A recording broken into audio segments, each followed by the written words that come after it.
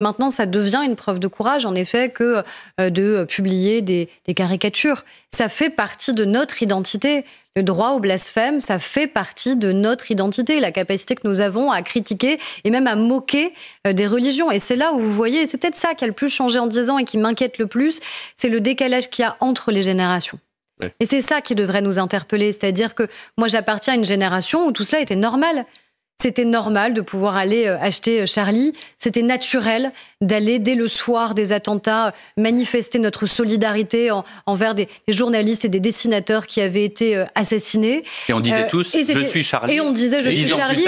Il y avait des milliers de « Je suis Charlie ». Qui nous paraissait et Aurore Berger, à l'époque, il y avait des millions de gens dans la rue après Charlie. Est-ce qu'il y aurait des millions de gens dans la rue aujourd'hui ? Déjà, j'espère qu'on n'a pas à revivre ces événements absolument dramatiques. Et notre travail, c'est d'éviter, évidemment, de tels événements pour les commémorations, Stéphane a raison. Mais je crois vraiment que moi, en tout cas, ce qui m'interpelle le plus, c'est un enjeu éducatif absolument déterminant. C'est ce schisme générationnel qui est en train de se creuser, cet écart générationnel qui est en train de se creuser, où des gens de 20 ans... Générationnel et culturel, peut-être ? Peut-être, oui. Considèrent que on ne peut pas tout se permettre, qu'on ne peut pas moquer la religion, qu'on ne peut pas la critiquer. Alors oui, que ça ne mérite pas de mourir, mais qu'après tout, il aurait mieux fallu l'éviter. Non, il y a une liberté dans notre pays absolue de droit à la caricature, de droit au blasphème.